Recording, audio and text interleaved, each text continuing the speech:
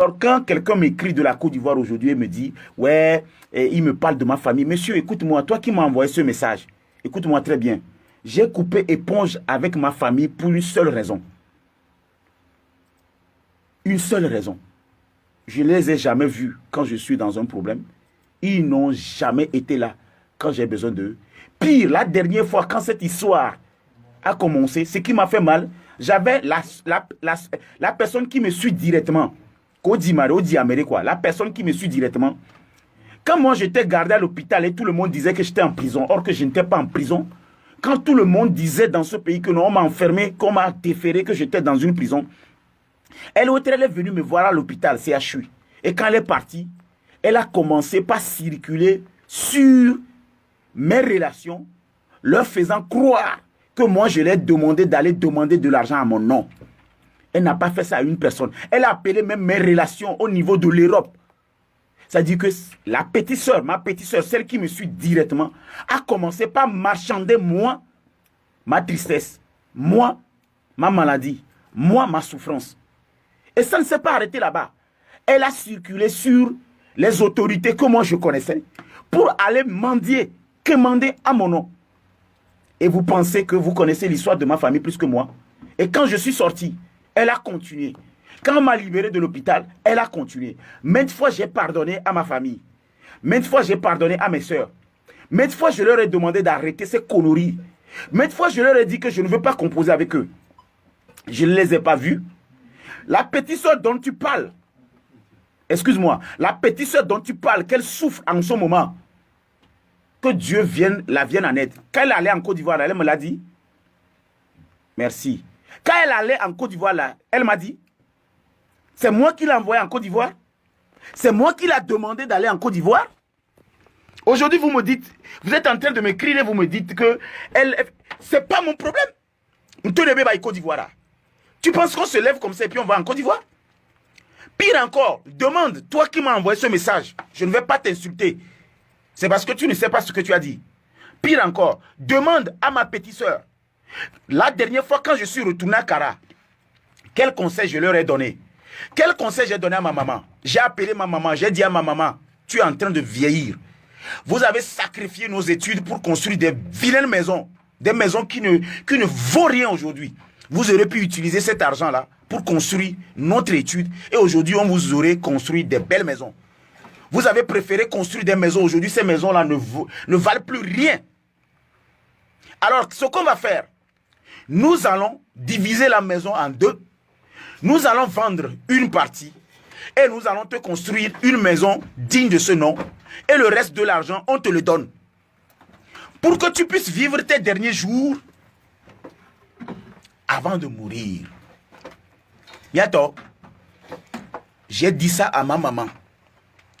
J'ai dit à ma maman, oh le chien, oh le kunyanga, la mort aujourd'hui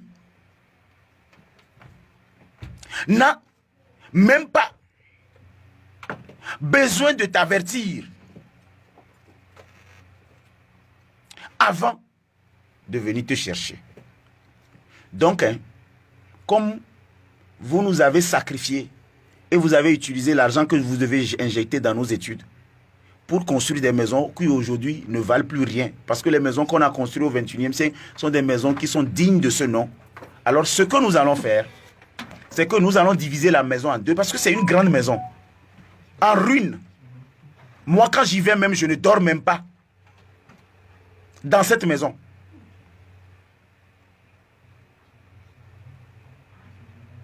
Je ne dors même pas. Voilà, Agbe, Gator, Togo est plus bon que... Oui, au Togo, avec 100 francs, tu peux manger. Et elle va rester en Côte d'Ivoire. Elle se permet. Et puis, monsieur, c'est le comportement que mes soeurs ont. Ce n'est pas elle qui est la première personne qui fait ça. Même ma propre mère fait ça.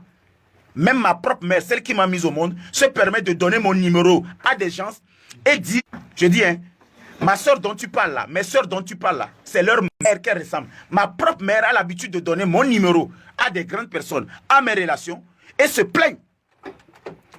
Qu'est-ce que ma petite soeur a fait? Quand ma maman l'a appelée de la Côte d'Ivoire, elle est rentrée.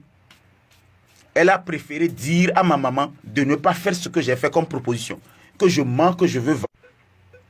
Ma petite soeur, hein, elle a dit à ma maman, hein, celle que tu dis qu'elle est à Abidjan, elle souffre là. Elle n'a pas encore souffert. Elle va souffrir plus que ça. Elle va souffrir, elle doit se repentir. Ils vont souffrir. Puisque c'est moi-même qui a coupé l'éponge entre moi et ma famille. D'abord, les enfants de mes marâtres m'ont mis dehors. Quand mon papa est mort, on a ramassé mes choses. Pourtant, nous sommes fils de même papa. Ils m'ont mis dehors. J'ai ramassé mes effets, je suis parti. Ma propre mère, je vous avais déjà dit, qu'elle m'a arrêté, m'enfermé à cause du fait que j'ai volé à manger. Mes sœurs utilisent moi mon nom pour se faire l'argent, pour m'exploiter. Faire de la mendicité en donnant l'impression qu'on les a abandonnés. Maintenant, cette petite sœur dont tu es en train de parler, voilà ce qu'elle a fait. Elle a dit à ma maman de ne pas céder à ça. Je leur ai laissé leur maison en ruine. Pour tous ceux qui m'appellent et me disent, oui, ta maman est en train de souffrir, vous êtes des bâtards. Allez-y la prendre en charge. Vous tous qui vous m'appelez pour me dire, ta petite soeur est en train de souffrir, vous êtes des maudits. Allez-y les chercher et nourrissez-les. Vous tous qui m'appelez que non, tu es en train de... Allez-y les prendre. Moi, je leur ai laissé leur vie de merde. Je leur ai laissé leur vie de pourriture. Je leur ai laissé leur maison de ruine. Ils n'ont qu'à garder ça. Parce qu'au début, j'avais voulu m'occuper d'eux, les prendre en charge, et j'ai vu comment ils se sont comportés. Alors monsieur, je te donne un conseil, ne m'appelle plus jamais. Ne m'écris plus jamais. Toi qui écoutes mon direct, ne m'écris plus jamais pour me dire que ma mère est en train de souffrir ou bien ma soeur est en train de souffrir. Au départ, quand les gens parlaient, je les écoutais. Je n'avais pas voulu parler. Va regarder mes autres directs. Il y a des directs que j'ai fait dans le mois passé. Va regarder ce que j'ai dit par rapport à ma famille. Ce que ma famille m'a fait. Va les regarder. Va regarder. Tu sais combien de sœurs j'ai? Pose-toi la question. Demande à ma maman. Avant, chaque mois, je l'envoyais de l'argent. Chaque fin d'année, je lui mettais des choses dans la voiture qui atterrissaient. Après, comme ça ne suffisait pas, il m'envoyait la liste de mes nièces. Envoyez la liste de mes cousines. Envoyez la liste de mes soeurs. Vous prenez pour qui? Quand est-ce que moi je vais faire pour mon enfant? Quand est-ce que moi je vais faire pour ma femme? Quand est-ce que je vais faire pour moi? Elle a fini sa vie. Elle a construit sa vie. Elle a fini. J'ai dit, je vais t'aider à terminer tes jours. Tu seras sous pension. Je vais te donner tel montant par mois. Maintenant, ce que tu vas faire, comme tu es dans une ruine et que cette maison ne répond pas, vends la moitié de la maison. Construis une belle maison. Douche interne, garage, climatisé, tout. Moi-même, je m'occupe de tout. Oh ben chien. Ne venez pas m'énerver. Je ne veux pas rentrer dans un discours. Ne m'appelez plus jamais pour une histoire de famille. Je n'ai pas de famille. Je vous le dis. La seule fois où quelqu'un est mort, je suis allé au funérailles et j'ai compris ce qui a passé après. Quand je meurs, laissez-moi pourrir. Si je ne sens pas à quelqu'un, c'est tant mieux. Alors ne venez plus jamais m'envoyer ce message. Ma soeur est à Abidjan, elle est en train de souffrir et tu viens me faire la leçon de morale. Toi, va t'occuper de ta famille. Ma soeur ne m'a pas demandé avant d'aller à Abidjan. Moi-même, je suis allé à Abidjan, là, je n'ai pas pu faire 3 jours. Avec 3 millions. Abidjan, tu ne peux pas manger. Même les tomates. Il y a des taxis rouges là qu'on appelle les tomates souvent. Tu ne peux pas les écraser. Les taxis compteurs. Il y a des vendeurs d'illusions. Les gens m'ont menti qui sont dinosaures premiers pour m'escroquer. Si ce n'est pas Joseph Oulé qui m'a aidé dans le temps à rencontrer vraiment Mancero et Bibi Philippe, quelqu'un avait déjà planifié tout et voulait me prendre tout mon argent pour dire qu'il était Mancero et Bibi Philippe. C'est des voleurs. Voilà pourquoi chaque Togolais qui est à l'étranger aujourd'hui, qui ne veut pas respecter son pays, vous allez souffrir. Maintenant, en ce qui concerne vous qui m'appelez pour me dire telle personne est malade, telle personne... Envoyez-les à l'hôpital si vous pouvez. Gardez-les. Mais que personne ne m'appelle plus jamais pour ma maman, ma petite soeur, mes soeurs, ma famille. Je n'en ai pas. Je vais réfléchir l'histoire à ma petite soeur qui est en Côte d'Ivoire. Qu'est-ce que tu as dit à la maman? Tu n'as pas dit il ne faut pas qu'on vende la maison? Cette maison, elle sert à quoi? Demain, ta maman va mourir. On va l'enterrer. Et cette maison sera utilisée par des bâtards, des idiots. Vous ne voulez pas vendre cette ruine, la moitié de cette ruine, pour s'occuper de la maman pour qu'elle finisse des bons jours. Elle aussi n'a qu'à rester dans ses murs. Et quand on a des voilà genjedi, bebela nyabela de et voilà gban. Et quand on a des voilà moujedi.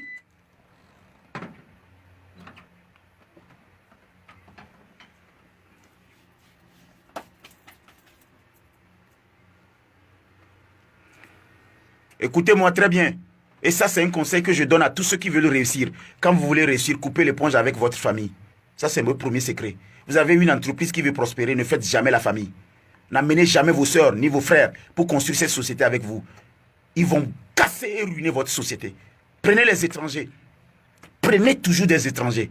Faites des contrats avec ces étrangers. Quand vous réussissez, donnez l'argent à votre famille. Ne faites jamais une société matrimoniale. Ne participez jamais. Ne faites pas participer votre famille dans votre entreprise. C'est eux qui vont tuer votre entreprise. Maintenant, si vous vivez, vous voyez que votre famille ne fait pas votre politique, ne vous amène pas loin, coupez l'éponge. Que les gens vous insultent, que Dieu connaisse votre cœur, ça suffit. Ne faites pas plaisir à votre famille si votre famille est contre votre évolution. Ma soeur, mes soeurs, je vous donne un conseil. Vous avez un restaurant, vous avez une entreprise, vous avez un hôtel, vous êtes particulier. Ne mélangez jamais votre famille. C'est un secret. Si vous voulez réussir votre vie, coupez l'éponge entre vous et votre famille. Oui, ça on sait. Je ne vais jamais m'appeler Kodjomaku. Je vais m'appeler toujours Amoussou. Mais je ne suis pas obligé de composer avec ma famille si ma famille ne fait pas ma politique. Maintenant, vous, mes soeurs, qui continuez pas à donner mon numéro à des gens, vous allez fatiguer et vous allez souffrir. Puisque je ne vous donnerai pas un seul rond. Moi, je préfère aller nourrir des singes que de donner mon argent à des personnes qui sont sorties dans le même ventre que moi, qui font la saleté de ma famille, qui tuent mon progrès. Pourquoi ma soeur, quand moi j'étais gardé à l'hôpital, elle va mentir que je suis en prison? Juste pour prendre l'argent, je mets les relations. Elle allait jusqu'à voir les autorités me concernant, leur faisant croire que j'étais en prison. Et quand je suis sorti, il y a une de mes amies, elle peut même écrire tout à l'heure, elle est en France, qui m'a écrit que ma petite soeur l'a contacté il y a à peine 24 heures, que je suis malade, qu'elle a besoin, que je l'ai envoyé chez elle pour prendre de l'argent. Famille qui ont. Famille qui ont. Famille qui est maudire. Vous faites la honte. Moi, je réussis ma vie. Vous allez salir mon nom. Vous allez de maison en maison. Vous allez sur mes relations pour leur dire que je ne m'occupe pas de vous. Je suis votre papa. Je suis votre maman. Vous pensez que si je quémandais comme vous quémandez, vous ne voulez rien faire, je serai comme vous. On va les tourner à Mobo, les aller Côte d'Ivoire. Je m'en fous, c'est pas moi qui t'envoie en Côte d'Ivoire. Quand tu es rentré, pourquoi tu n'as pas accepté qu'on puisse vendre la maison, te donner ta part? Pourquoi tu as été chercher? Pourquoi tu n'as pas accepté que ta maman puisse être prise en charge avec la vente de cette maison? Je vous ai laissé votre maison en ruine, que ce soit celui de Lomé, que ce soit celui de Kara. Celui de Lomé, nos marathons, gardez ça. Quand mon papa mourait, il a fait un testament. Il a donné la maison de Lomé aux enfants du Sud. Il a donné la maison de Kara aux enfants du Nord. Ça, c'est ce qu'on appelle le racisme, le régionalisme. J'ai pardonné à mon père, paix à son âme. Mes sœurs qui sont du Sud nous ont sortis de la maison familiale. Pendant ce temps, mon papa est mort en 2006. Je vous parle des années 2006. Ils nous ont mis dehors. Et toi, tu étais une fille. Tu es allé te marier. Je ne sais pas ce que tu as fait avec ton mari. Tu l'as produit des enfants. Plus de 5 enfants, je ne sais pas. Finalement, tu t'es rompu avec. Et après, j'ai ramassé mes effets. Je suis sorti de la maison de mon père. Et j'ai commencé par me chercher. Mes soeurs ont gardé la maison du Nord et du Sud. Et ma maman a gardé la maison du Nord. Ma maman a gardé cette maison de 2006 jusqu'à aujourd'hui. J'ai dit, cédons la maison en deux. Construisons une société en haut. Construisons là où elle va dormir. Attention, moi, je ne vais jamais faire histoire de famille. Tous ceux qui vont m'appeler encore pour une histoire de famille un jour, je vous bloquerai pour toujours. Tiens-moi ça. Je vous bloquerai pour toujours. Je n'ai pas composé avec ma famille. Ma famille ne m'a pas aidé. J'ai dit que je vais les aider. J'avais des brillantes idées. Je leur ai dit, faisons ceci. Ils ont refusé. Je les ai laissés avec leur merde. Ils n'ont qu'à garder leur maison. Alors que personne ne vienne me demander. Et gare à eux, si j'apprends qu'ils ont vendu finalement cette maison. sans me consulter parce que je suis en ce moment le seul aîné avec la tête sur les épaules pour eux. J'ai fait des propositions, ils ont refusé. Ils continuent pas de tirer le diable à la queue. Toi, maman, fais attention. Tu m'as mise au monde. Tu sais ce que tu as fait dans le passé. Tu sais ce qui s'est passé. Ne donne plus jamais mon numéro à qui que ce soit pour m'appeler. Quelqu'un qui va m'appeler encore pour ma maman, vous allez recevoir des gifles en direct. Celui qui va m'appeler